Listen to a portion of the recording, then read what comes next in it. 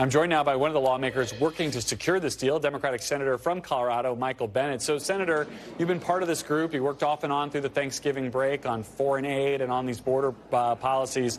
Take us inside the room a little bit. What are the status of these talks right now?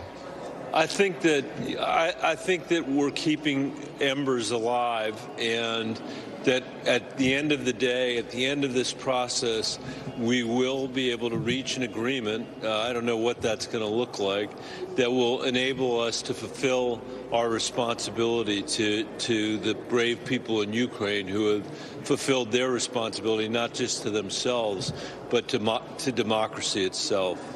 Senator, nothing evokes hope for progress like the phrase keeping embers alive. I mean, you guys set a deadline for yourselves for this week to get this done. How do you fan the flames here a little bit? Well, that is the deadline, because the Ukrainians are running out of bullets. They need to have the security of knowing that we're going to be there with this additional money.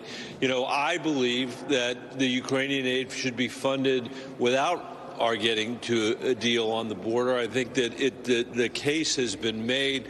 The Ukrainians have the receipts because of what they've done to push Putin out of half of the territory of Ukraine that he has occupied, to basically render the Black Sea Fleet useless without even having a navy, to continue this fight, as I say, for all of democracy.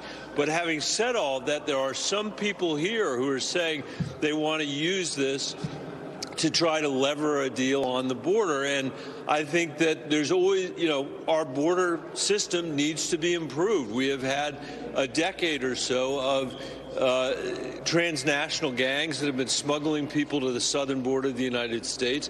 That's overwhelmed the border in some respects. And if we can come together in a bipartisan deal that's rational, that's consistent with our commitment to the rule of law and our history as a nation of immigrants, then by all means we should do that. If we can't, we should find a way to fulfill our obligation to Ukraine. Either way, as you say, we're running out of time, and I think that's why a bunch of us spent the whole Thanksgiving working on this. I mean, immigration has been an intractable problem for as long as I've been covering Congress and as long as you've been a member. Is this the thing that really gets over the line on parole, on asylum? I mean, these are issues that have bedeviled Congress for more than a decade, for decades.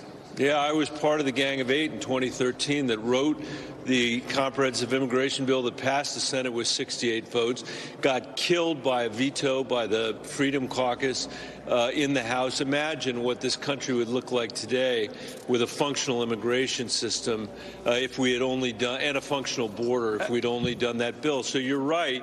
It's tough to do this stuff under these kind of conditions. This won't be a comprehensive deal, right.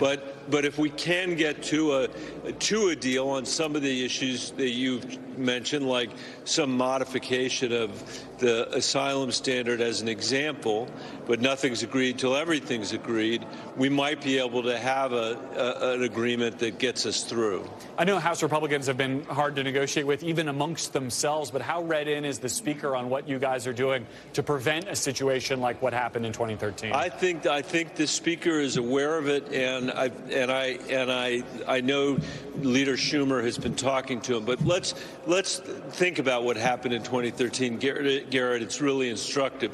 There you had almost 70 senators vote to transform the immigration policies of the United States in a very rational way.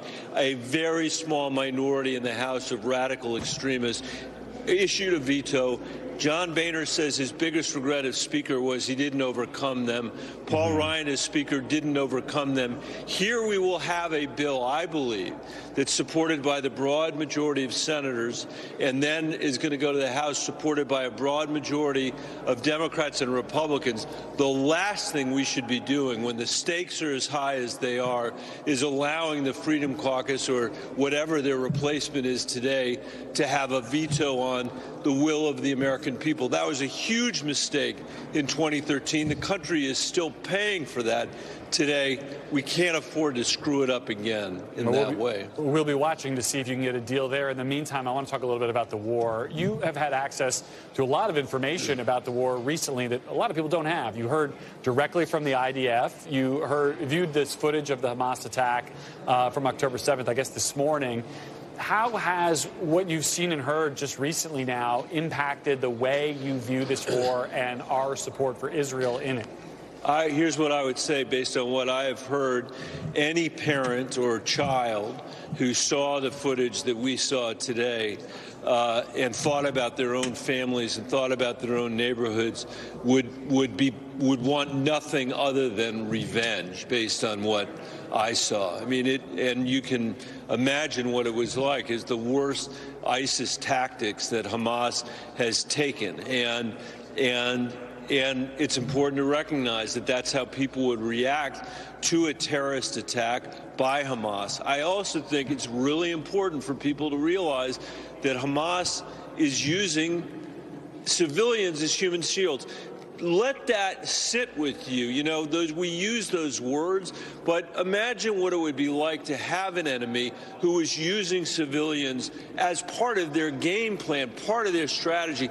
Having said all of that, Israel has to hold itself to the highest standards and make sure that as few civilians as possible are killed. We've always regretted it as a nation when we've engaged in war, and we haven't met that high standard. Should any aid we give to Israel, be conditioned on them reaching that high standard?